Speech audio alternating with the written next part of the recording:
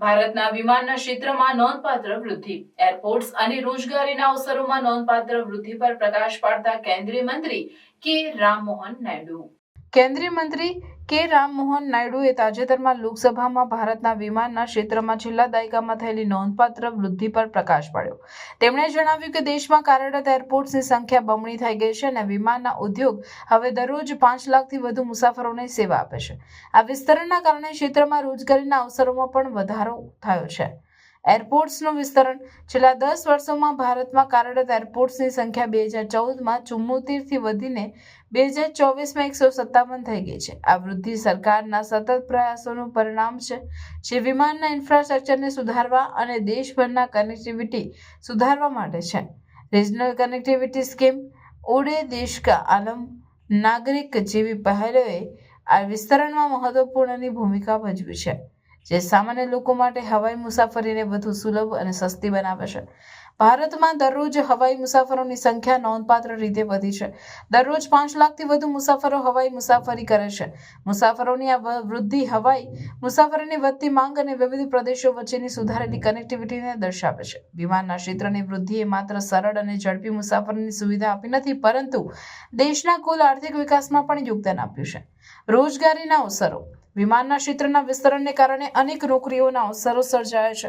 Pilots અને cabin ક્રૂથી લઈને ground staff અને એરપોર્ટ મેનેજમેન્ટ સુધી ઉદ્યોગ વિવિધ પ્રકારના રોજગારી વિકલ્પો પ્રદાન કરે છે. નવા એરપોર્ટ્સના વિકાસ અને અસ્તિત્વમાં રહેલા એરપોર્ટ્સને આધુનિક બનાવવાના સરકારના ધ્યાન કેન્દ્રિત કરવાથી આ ક્ષેત્રમાં મુસાફરોની સંખ્યામાં વધારાના કારણે સેવાઓની માંગમાં વધારો થયો છે, જેના કારણે વધુ રોજગારીના અવસરો સર્જાયા છે. સતત પ્રથાઓ. વૃદ્ધિ સાથે ભારતમાં વિમાનના ઉદ્યોગો પણ ટકાઉપણ પર ધ્યાન કેન્દ્રિત કરી રહ્યો છે. દિલ્હી અને મુંબઈ જેવા એરપોર્ટ્સ લેવલે 4+ કાર્બન એક્રેડિટેશન પ્રાપ્ત કર્યું છે, જે કાર્બન ઉત્સર્જન ઘટાડવા અને ટકાઉ પ્રથાઓને પ્રોત્સાહન આપવાની તેમની પ્રતિબદ્ધતાને દર્શાવે છે. એરપોર્ટ્સ ઓથોરિટી ઓફ ઇન્ડિયાએ 2024માં તેના તમામ કાર્યરત એરપોર્ટ્સ માટે 100% નવીનીકરણીય ઉર્જા હાંસલ કરવા માટેનો માર્ગ નકશો પણ વિકસાવ્યો છે. ભવિષ્યના દ્રષ્ટિકોણ.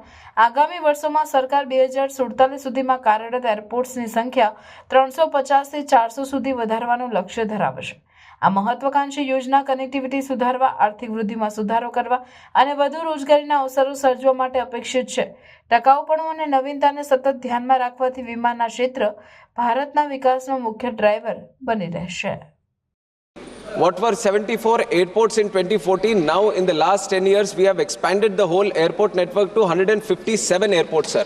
And I can proudly say that India has reached that passenger capacity limit where they have crossed 5 lakh passengers in one single day. This is a great achievement and a great milestone for the Ministry of Civil Aviation. It created 80 airports, sir, in these Tier 2 and Tier 3 city networks. So when the passenger moment is there, obviously the job creation also subsequently will happen.